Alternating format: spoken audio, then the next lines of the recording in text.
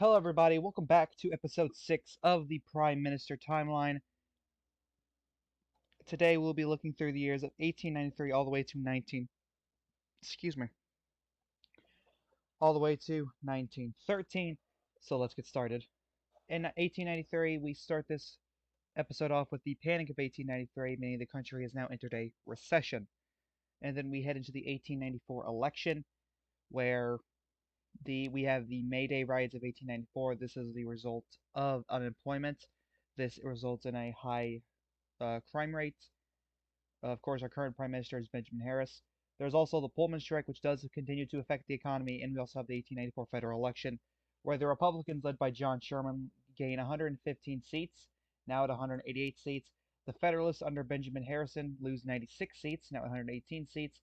The Dixiecrats, under Leonidas Polk, that's a real person, gains 3 seats, now at 37, and the Progressives, under James Field, gain 2 seats, now at 13, and John Sherman is elected the Prime Minister with a majority government. Going on in 1895, there's nothing noteworthy. 1896, Utah does officially become a state. 1897, we have the Klondike Gold Rush, which does boost the economy quite a bit.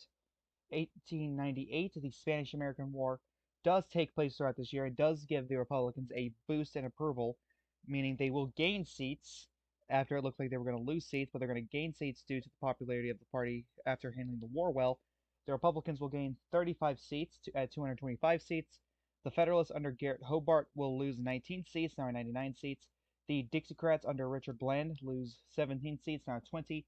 And the Progressives under William Bryan do not gain or lose seats, they're still at 13. And John Sherman is re-elected Prime Minister with a expanded majority government. In 1899, the Philippine-American War begins.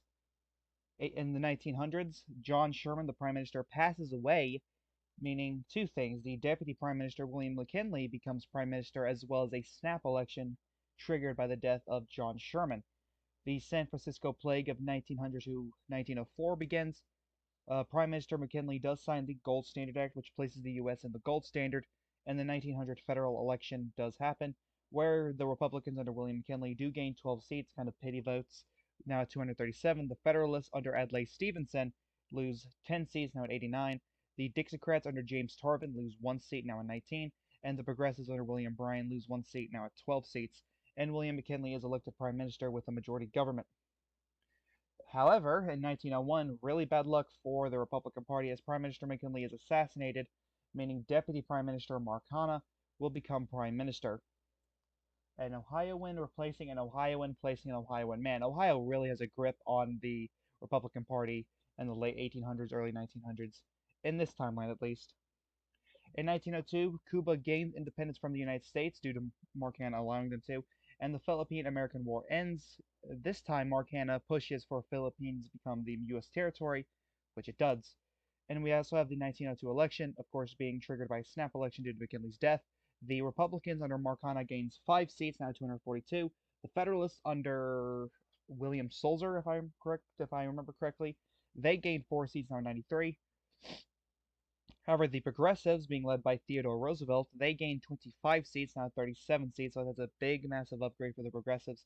And the Dixiecrats under, I don't remember his first name, but under Daniel, they lose 5 seats, now at 14 seats, and Mark Hanna is elected Prime Minister with a majority government. In 1903, there is nothing noteworthy. 1904, the bad luck continues for the Republicans, as Mark Hanna does pass away, meaning Deputy Prime Minister Joseph Cannon will become the next prime minister, causing another snap election. And it's it's like the whole excuse me. It's like the situation with Boris Johnson, the other one, and Rishi Sunak. I can't even remember her name. She was so irrelevant. But the Republicans under Joseph Cannon, they lose seats for the first time in a long while. They now have 227 seats. The Progressives under Roosevelt, they gained 44 seats, a large number of seats, now at 81. And the Federalists under Alton Parker, they lose 15 seats, now at 78. And the Dixiecrats lose all of their seats, meaning they are no longer, in Parliament. And Joseph Cannon is elected Prime Minister with a majority government still. In 1905, there is nothing noteworthy. Same thing as in 1906, but in 1907, there is the Panic of 1907, which does cause another recession in the United States. And of course, in 1908, we have the federal election where the Republicans, led by Cannon, they lose 3 seats. The Progressives under Roosevelt, they gain 7 seats, and the Federalists under William Taft, they gain one.